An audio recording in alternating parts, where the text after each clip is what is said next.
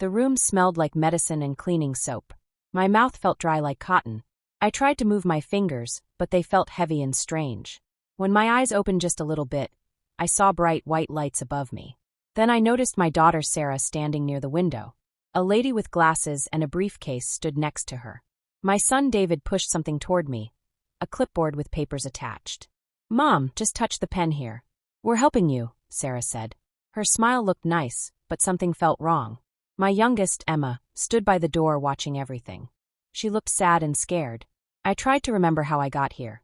Why was I in this bed? Why did my chest hurt? Then I remembered something important. Something I did 2 months ago that nobody in my family knew about. And looking at them now, standing around my bed like they were waiting for something, I knew I had been smart to do it. They thought their old mom was too sick and too confused to think clearly. But I knew exactly what was happening. I had built my bakery from nothing, worked since sunrise every day, and saved everything carefully. I wasn't going to let anyone take it away just because I was lying in a hospital bed feeling weak. My name is Margaret Willis, and I'm 68 years old. I live in a town called Riverside where everyone knows everyone. For 30 years, I owned a bakery called Sweet Morning. It wasn't just a place to buy bread and cookies. It was a place where lonely people came to talk. Where kids got free cookies when their parents couldn't afford treats. Where old folks sat in the corner and played checkers while drinking coffee. I opened the bakery when I was young and full of energy. Every morning, I would turn on the ovens at 4 a.m. and watch the dough rise. The smell of fresh bread made me happy every single day. I knew everyone's favorite, chocolate chip cookies for Mrs. Patterson, blueberry muffins for Mr. Rodriguez, plain bagels for the mail carrier. But lately things felt different. My legs hurt when I stood too long. My back ached when I lifted flour bags. Some mornings I felt dizzy and had to sit down. I kept working anyway because the bakery needed me. Or maybe I needed the bakery. One afternoon, I sat down at my little desk in the back room. There was a letter I had written but never sent. It said, "Maybe it's time to rest." But I didn't know what rest meant. I had been working my whole life. That day, my friend Rosa came to visit. She was 60 years old and had worked with me for 15 years. Rosa was kind and noticed everything. She saw me holding my chest and breathing funny. "Margaret, you need to see a doctor," she said quietly. I nodded but didn't go. I was scared of what the doctor might say. That evening, I pulled out a secret folder from my desk drawer. Inside were papers about something new I had created, a trust called the Morning Foundation. It wasn't just about my bakery anymore. It was something bigger, something that would keep helping people even after I was gone. 1 month ago, I had signed papers that gave my bakery to this foundation. The bakery wasn't mine anymore. It belonged to the community now. My children didn't know. Sarah, David, and Emma. I hadn't told any of them. I kept saying I would tell them soon. But deep inside, I was afraid. Afraid of how they would react. Afraid they might be angry or hurt. Some of you watching might understand this feeling. When you do something important but you're scared to talk about it. I looked at myself in the mirror that night. I looked tired and old. But I also looked brave. That woman in the mirror had protected something beautiful. The smell of bleach woke me up. My eyes hurt from the bright lights. Something was taped under my nose helping me breathe better. Plastic tubes were in my arms connected to machines. I heard beeping sounds, slow and steady. And I heard voices, voices I knew well. I couldn't turn my head much, but I could hear everything perfectly. One voice was David, my oldest son. He was talking about business things, not about his mom. Then Sarah spoke, her voice sounding firm and practiced. Emma's voice came next, but she sounded worried and upset. I tried to remember what happened. Did I fall down? Did I stop breathing? Everything felt fuzzy and unclear. All I knew was I wasn't home anymore. My chest felt sore and my throat hurt. But the worst pain was hearing my own children talk about me like I wasn't even there. "She still owns everything legally." That was David talking. "We need to move quickly before it's too late." Sarah answered. "She can't even wake up properly. We just need one signature," Emma said quietly. Then nobody talked for a moment that felt planned and rehearsed. I heard a chair scrape on the floor. Footsteps came closer. Papers rustled. Someone clicked a pen. I tried to lift my hand, but it barely moved at all. Then I felt someone touch my right hand, trying to put something between my fingers. "Just hold this for her," Sarah's voice said. She didn't sound mean exactly. She sounded empty, like I was a problem to solve instead of her mother. The pen was pressed into my palm. My hand felt like wet spaghetti. I couldn't grip anything even if I wanted to. Then Sarah leaned close to my ear. Her breath smelled like mint gum. "Just write your name, Mom. Then you can sleep and not worry about business anymore." My eyes opened just a tiny crack. I could see blurry shapes standing around my bed. The lady with the briefcase stood near the door, checking her watch. 3 children, my 3 babies, standing there with papers while machines beeped to keep me alive. I didn't write anything. My fingers stayed loose and weak. The pen rolled off my hand and fell on the blanket. Sarah picked it up and tried again, but I let my whole hand go limp. David let out a frustrated sigh and walked out of the room. Sarah and Emma followed him. The lady with the briefcase left last, looking at her phone. When they were all gone, I closed my eyes tight. Not because I was sleepy, but because the room felt cold and empty now. These were my babies. I held them when they cried. I stayed awake when they were sick. I worked 2 jobs to buy them school supplies and birthday presents. And now they came to my hospital bed with papers and a pen, wanting me to sign away everything while I could barely stay awake. I had almost given them everything once. Almost. But something inside me had warned me 2 months ago. And thank goodness I listened. By the 3rd day in the hospital, I felt better. The tubes were gone, and I could breathe on my own. I could sit up without help. The nurses were kind and smiled at me. I smiled back for real this time. I decided I wouldn't fall asleep and miss anything important anymore. Not while I still didn't know what those papers said. Rosa came to visit that afternoon. She walked in quietly carrying a paper bag with a muffin and tea from the coffee shop near my bakery. When she saw me sitting up, she put her hand over her heart. "Oh, thank goodness, Margaret. I was so worried," she said. She sat in the chair next to my bed and handed me the tea. My hand shook a little, but I held the cup carefully. "They came," I said quietly. Rosa nodded like she already knew. "I thought they might. Did they bring papers?" "Yes. And a woman to make it official."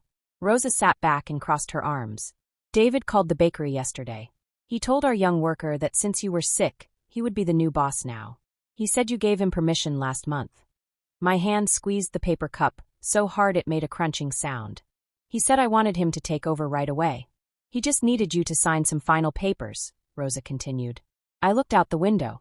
All I could see from here was a parking lot and gray clouds. No trees, no sunshine, nothing warm or safe. David always wanted more. I knew that. But I never thought he'd come for what I built while I was lying sick in a hospital bed. Sarah would follow whatever David said. And Emma would stay quiet and go along with it.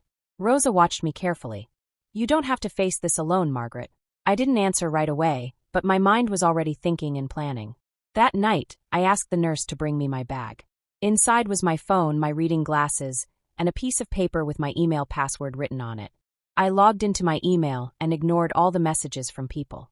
I went straight to the folder labeled Morning Foundation. I read the papers again carefully. Everything was finished. The bakery belonged to the foundation now, not me, and definitely not my children. I had signed it all over 2 months ago with witnesses and my lawyer there. It was real and legal and done. I opened a new note on my phone and started typing. May 15th. David brought official papers and tried to get me to sign while I was barely conscious. Sarah was there. Emma helped. Nobody asked me first. Nobody explained anything. I saved it and backed it up online. Then I sent it to Rosa with no words in the subject line. The next morning, I asked the nurse for a cup of tea and said I wanted to start walking again. She smiled big and said she'd help me. One step, then another. I wasn't fast, but my mind was clear and sharp. My kids thought they found the perfect time. They thought I was too weak and too confused to stop them. What they didn't know was that I had already let go, not of myself, but of the thing they wanted most. I didn't own it anymore. And that made me free in a way I'd never felt before. The following week, the doctor said I could go home. He gave me a small machine to wear that would watch my heart. He said I almost had a very serious heart attack, but I got lucky. He called it a close call. Rosa picked me up from the hospital. She brought my favorite soft sweater and a bag with soup, crackers, and tea. The kind of care that doesn't ask for anything back. We barely talked on the drive home. I wasn't ready yet. Not because I was scared, but because my house would feel different now. Different because everything had changed between me and my children. When I walked through my front door, the first thing I did was go to the safe in my bedroom closet. I opened it slowly, even though I already knew what was inside. All the papers were still there, the documents moving the bakery to the Morning Foundation. The letters from the board saying they received everything.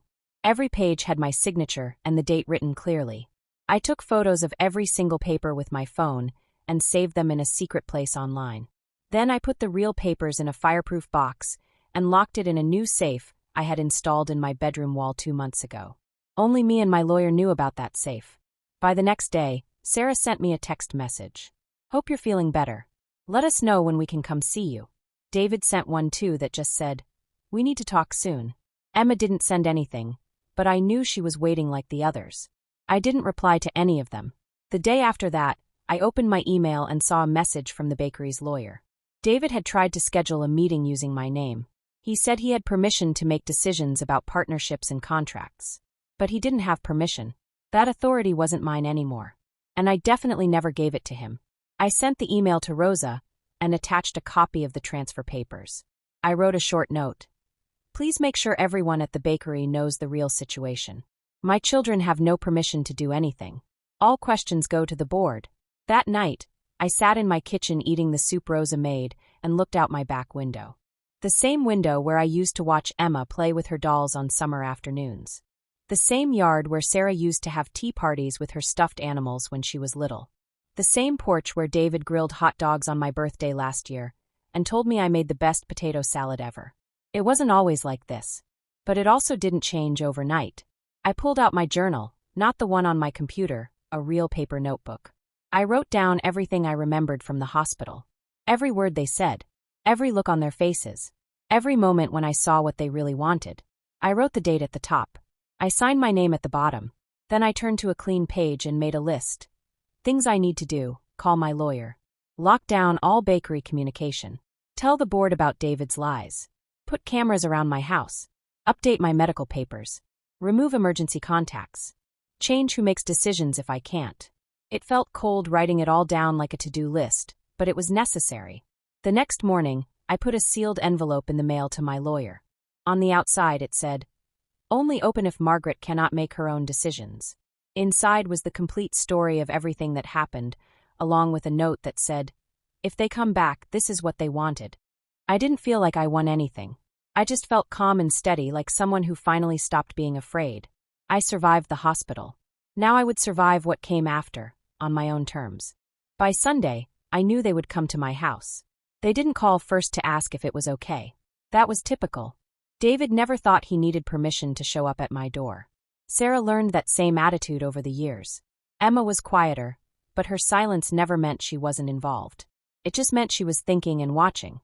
I spent the morning like any normal day. I watered my plants. I checked the mailbox. I didn't want to look like I was waiting for them. I wanted to look calm and ready. My heartbeat was steady and slow. I left the front curtains open. They needed to see I wasn't hiding. The big black car pulled into my driveway right at noon. David got out first, fixing his tie like he was going to an important meeting. Sarah followed, wearing a nice dress and carrying her purse. Emma got out last. She wore regular jeans and sneakers and carried a water bottle. Casual, like this was just a normal family visit. I opened the door before they could knock. They walked in without saying hello. I didn't say hello either. David stood in the middle of my living room and looked around like he was checking things. "We need to talk, Mom," he said. His voice sounded heavy, like he thought it would make me do what he wanted. I sat down in my favorite chair by the window. They all stayed standing. That didn't bother me. Let them feel uncomfortable. Sarah pulled a folder from her purse and put it on the coffee table. She didn't say anything. Emma looked at the folder, then at me. David spoke again. "We've been thinking about your health and what happens next. The family needs clear plans." I said nothing. He opened the folder. Inside were legal papers, lots of them. Papers giving him power to make my decisions. Papers letting them make my medical choices. A paper about shared ownership of the bakery. A paper proposing a joint bank account to manage money. It was all there, laid out like a gift, like they were inviting me into my own life. Sarah finally spoke. "Just sign the first 2 for now. It's temporary, just until you feel stronger."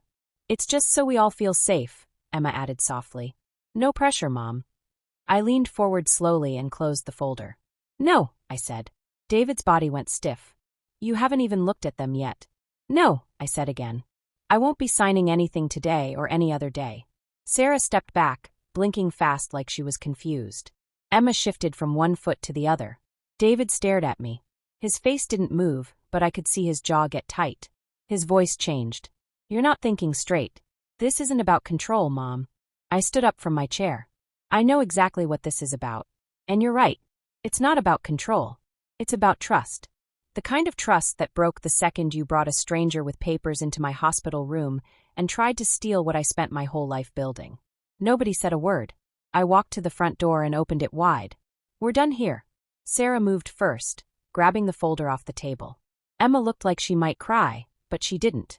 David hesitated. His jaw was tight, and his hands were in fists. Then he walked past me without looking at me. The door closed behind them with a soft click. I locked it. Then I went to the kitchen, poured myself a glass of water, and sat down at the table. My hand shook for the first time all day. But it wasn't because I was scared. It was because something that had been tight inside me for years finally let go. I hadn't just refused to sign those papers. I had chosen myself, my voice, my boundary. And now, whatever came next, I would face it standing up straight, not begging, not waiting, not hoping for kindness that didn't exist anymore. The Monday after they left, I didn't move around much. I kept the curtains closed and my phone on silent. I let the hours pass without checking the clock. I didn't clean. I didn't plan. I didn't talk. Sometimes being still isn't emptiness. It's healing. By evening, I felt something shift inside me again.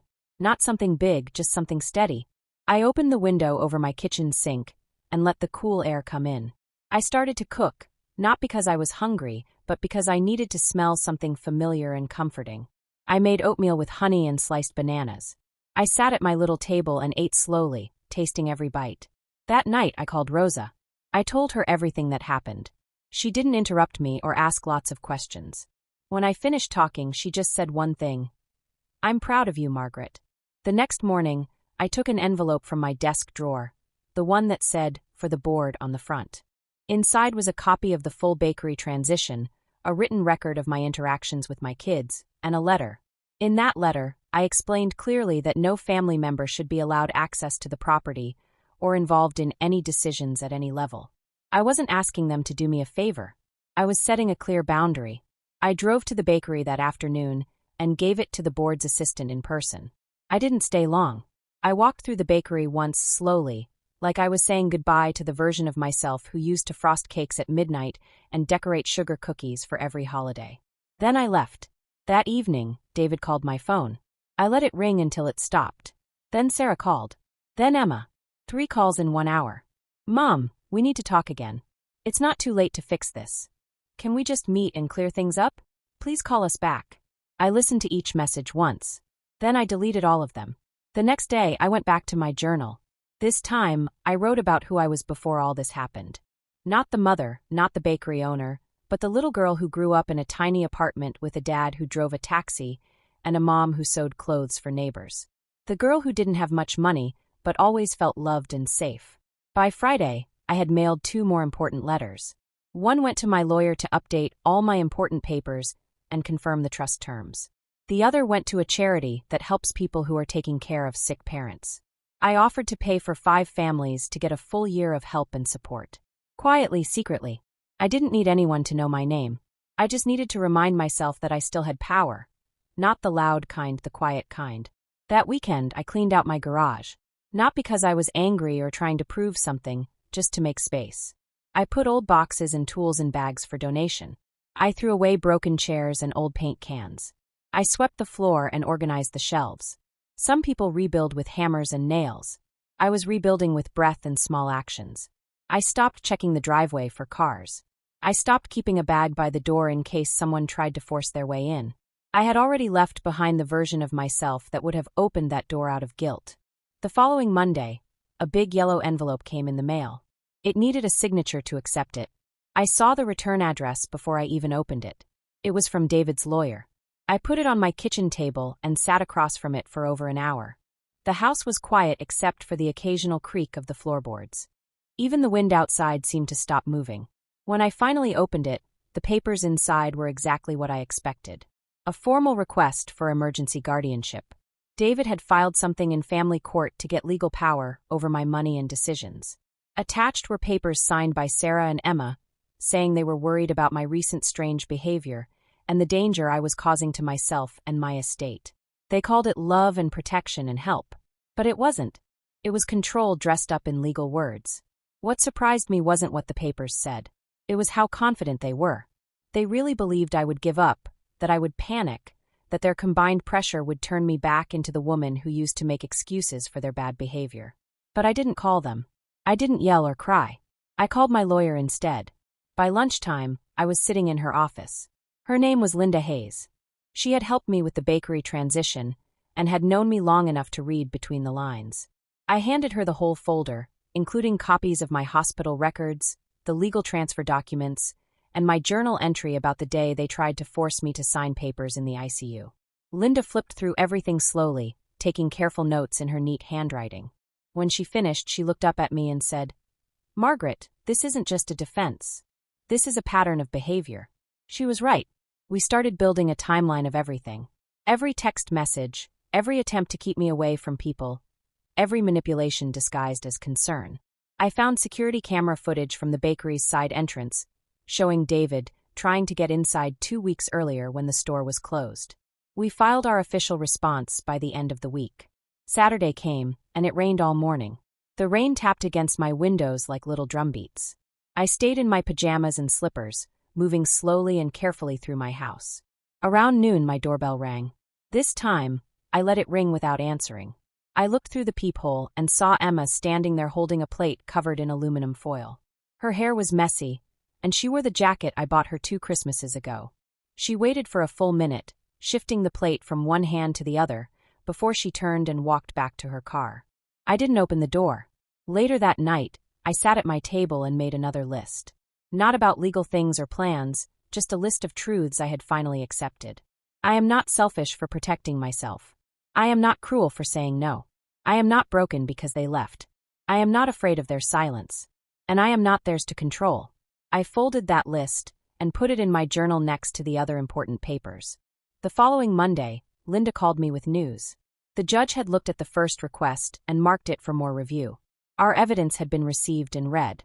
There would be a formal hearing in court, but things had already started to shift. What was once presented as a rescue mission was now being seen for what it really was, a hostile takeover. I hung up the phone and stood by my living room window. The sky had cleared up. The street was quiet and calm. Nothing dramatic happened, just stillness, just breath. For the first time in weeks, I smiled without feeling guarded or scared. Whatever came next, I would face it with both feet on the ground. Not as a mother being corrected, not as an old woman being questioned, but as Margaret Willis, whole and unbroken, and finally done waiting for permission to live her own life. On the morning of the court hearing, I got there 30 minutes early. I wore my best purple dress, the one I used to wear to important meetings and community events. Not because I was showing off, but to remind myself who I used to be in rooms like these. A woman with strength, a woman people respected. Linda met me on the courthouse steps. She looked calm and ready. She didn't say meaningless things to make me feel better. She just nodded and walked beside me in comfortable silence. We entered the small courtroom together. David sat at the opposite side with his lawyer. Sarah and Emma were there too, both wearing dark colors, their eyes avoiding mine. I didn't expect them to look at me. I didn't need them to anymore. The judge was a man with white hair and a serious voice. He read the case information out loud. Then he asked the lawyers to give opening statements. David's lawyer spoke first. He described me as isolated, upset, and weak. He used phrases like failing judgment and outside influence taking advantage. I listened without moving because I knew what would happen next. Linda stood up, calm and clear, and began speaking. She talked about my career, my successes, my legal rights, and medical independence. Then she showed documentation, hospital records, voicemail messages, copies of the bakery transfer, security camera footage showing David trying to break into the bakery without permission.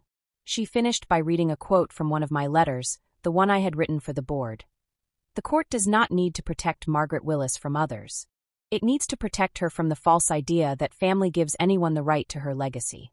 The judge paused for a long moment after the opening statements. Then he spoke, not to Linda or David's lawyer, but directly to me. "Mrs. Willis, would you like to say anything to the court?" I stood up slowly. My knees were tired but steady. I didn't read from any paper. I just said what was in my heart. I built my life carefully and with love. I gave my children more than I ever gave myself.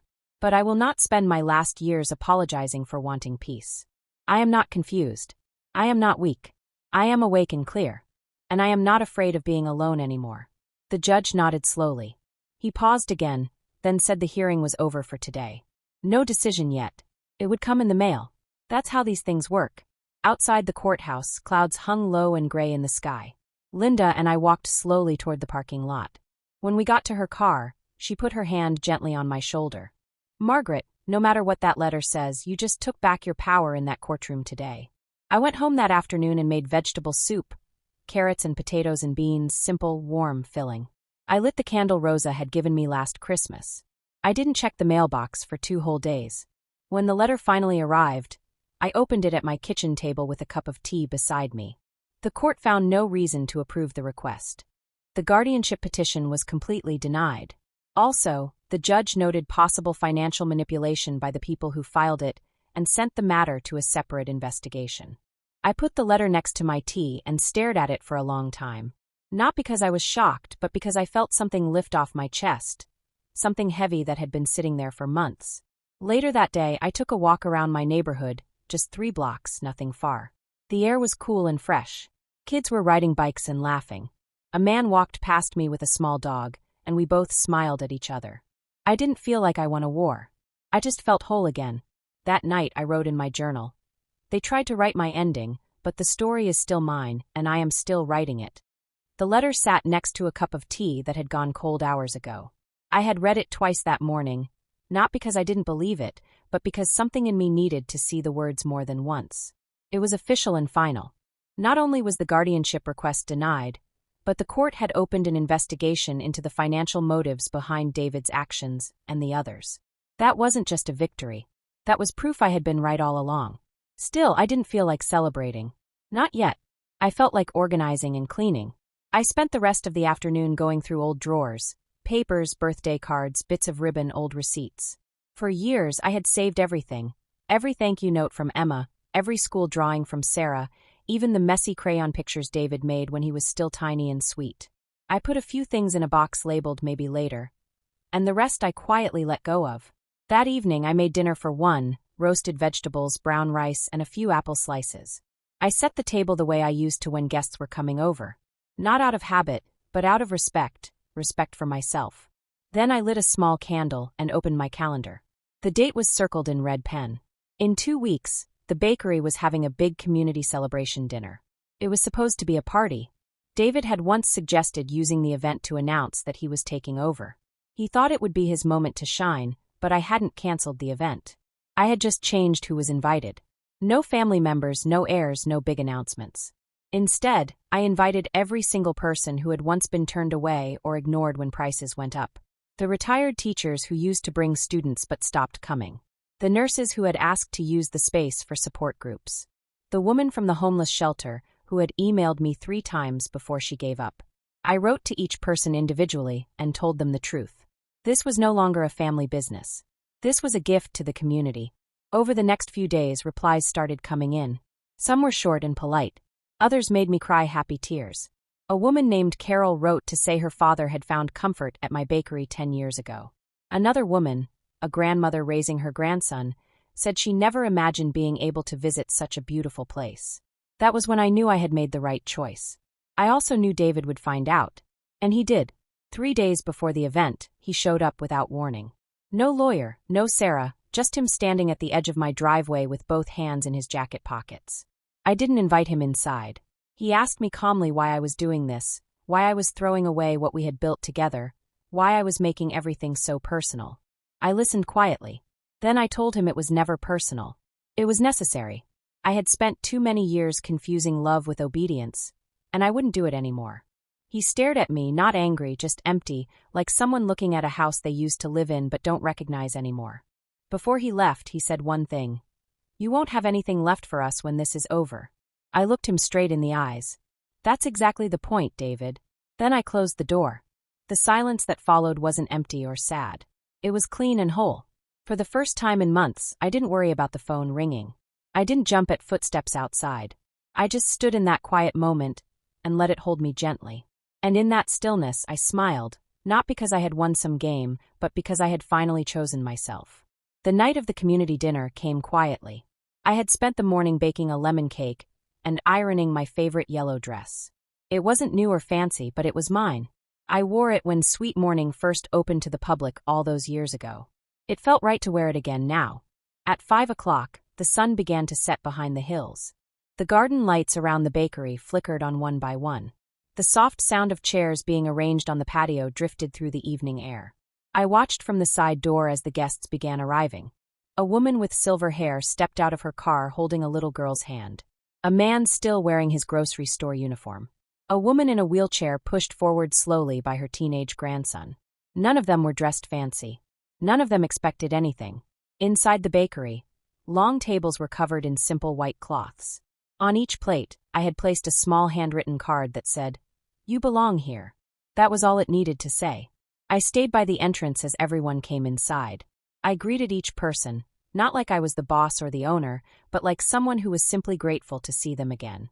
Then I walked up to the small microphone we had set up near the fireplace.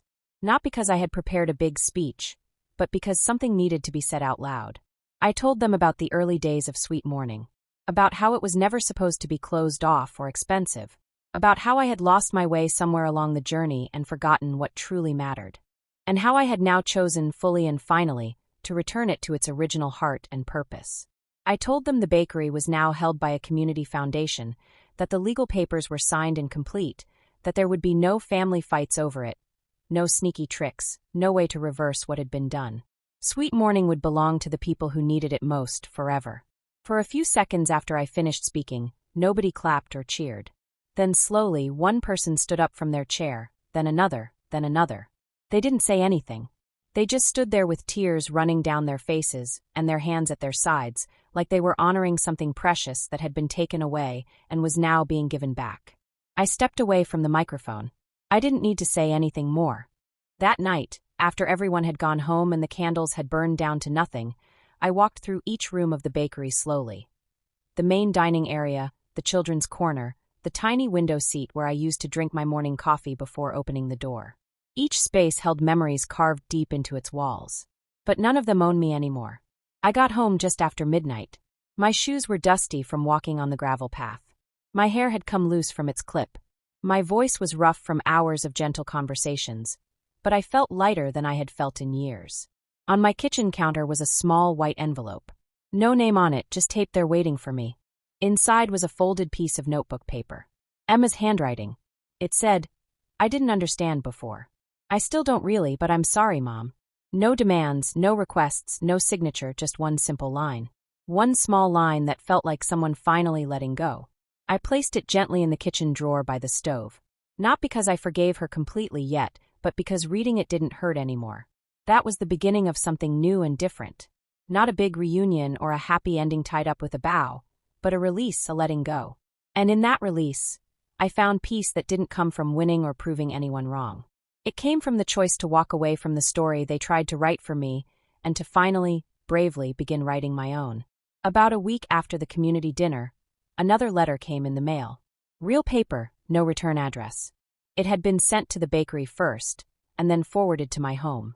I almost threw it away, thinking it was just another complaint or question, but something about the handwriting caught my eye. Slanted and sharp, familiar. I opened it carefully. It was from David. He didn't start with Mom or Dear Mother, just Margaret. He wrote that he had driven past Sweet Morning the week before and seen people walking freely through the front gates. He said he parked his car across the street and watched as a woman in a wheelchair was pushed down the path by her daughter. He said he recognized her from a memory he didn't even realize he still had. He said something turned in his stomach when he saw that. Not guilt exactly, not regret, but something slower and deeper, a crack in something hard. Then, in 2 sentences that sat right in the middle of the page, he admitted he had known about the foundation transfer before the dinner event happened. He had seen the legal paperwork, heard the filings, even overheard one of the community volunteers talking about it at a coffee shop near his office. But he hadn't believed I would actually go through with it. He thought I would give in like I always had before. His words, not mine. He ended the letter by saying he wasn't asking for anything from me, just that he understood now. Not why I did it, but that I had every right to do it. That part somehow meant more to me than an apology would have. I sat with the letter for a long time, not reading it over and over, just holding it in my hands, letting the weight of those sentences settle into my heart. Later that day, I visited the wooden bench by the garden outside the bakery, the same bench where I used to sit and wait while the very first customers arrived all those years ago. I watched an older man gently tie a scarf around his wife's neck, because the breeze was cool. She smiled at him without saying a single word. There was no big moment, no applause or recognition, just life continuing on exactly as it was always meant to. That night I called Rosa. She answered quickly, her voice softer than usual. I told her about David's letter, told her I wasn't sure what it meant or if it even meant anything at all, but I needed to say it out loud to someone who had stood beside me when everything was at its darkest and scariest. She didn't speak for a while. Then she said she'd noticed something shift in Emma too, a kind of silence that wasn't cold or angry, just careful and cautious. And I said quietly, maybe that's enough for now. Sometimes all you get is a little space. Not closure, not healing, just a little more room to breathe and be yourself. The next morning, I found myself back at the community room in the bakery. Not for work or business, not for meetings, just to sit quietly and listen. A woman was sharing her story about how she left her marriage after 30 years, about how her children still didn't speak to her, but she was learning to sit with that pain, learning to not let it define who she was. I didn't say anything to her, but when our eyes met across the room, I nodded slowly. I think she understood what I meant without words. Sometimes the best stories aren't the loud, dramatic ones. They're the quiet ones that end with no one watching and no one cheering. Just a single moment of stillness. A moment when you finally realize you're not waiting to be saved anymore. You already saved yourself. The snow came early that year. It covered the tops of the pine trees and rested softly along the railing of my back porch. I stood there one cold morning with a mug of hot apple cider, watching the light stretch slowly across the hills in the distance. The air was perfectly still, the kind of stillness you only learn to love after you've lived through enough noise and chaos. Inside my house, the fireplace crackled gently. I had no emails waiting for me, no board meetings to prepare for, no problems to solve, just a quiet Sunday morning, a life I had carefully carved back from all the chaos and pressure. The peace wasn't perfect. Some days I still heard echoes from the past, voices, memories, moments of doubt. But they didn't control my thoughts anymore. They passed through my mind like wind slipping under a door, felt for a moment, but not feared. I had an invitation sitting on my kitchen counter from a woman named Diane. She had joined the community program at the bakery a few months earlier after her son placed her in a nursing home and never visited again. Diane now taught pottery classes to the other members. Real pottery with clay and wheels and glazes. She never called it therapy or healing art. She said it was just about shaping something with your own two hands that nobody else could shape for you. I didn't attend her class that day, but I walked over to the bakery that afternoon just to watch quietly through the window. Inside, people were laughing. Not loud, fake laughter, real free laughter. I stayed outside with my hands tucked in my coat pockets, my heart feeling lighter than I could remember it being in a very long time. Later, as I walked the path back home, I passed a stone bench someone had carved with words. I stopped to read it, even though I'd walked past that bench 100 times before. No one can give you your voice back. You take it when you're ready. I had never noticed those words before, even though the bench had been there for years. I stood there longer than I planned, staring at the stone like it was speaking directly to my soul. That night, I opened the locked drawer in my bedroom nightstand. Inside was the original letter from David, the one I had read weeks ago and tucked away. I didn't rip it up. I didn't burn it or throw it away. I read it again, this time more slowly, letting each word sink in. Then I folded it carefully and placed it inside a journal I had started keeping a few weeks earlier. Not to write about them or their mistakes, but to write about me, about my journey, about my voice. The story wasn't over. It wasn't neat or perfectly resolved or wrapped up in a pretty bow. But it was mine again. Fully and completely mine. And that was more than enough.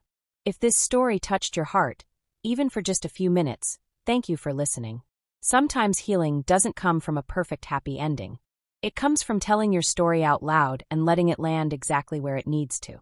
If any part of Margaret's journey felt familiar to you or reminded you of your own quiet strength and courage, please know you're not alone.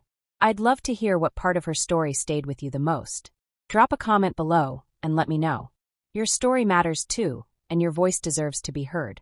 This is Pretty Stories, reminding you that it's never too late to choose yourself. Until next time, take care of your heart.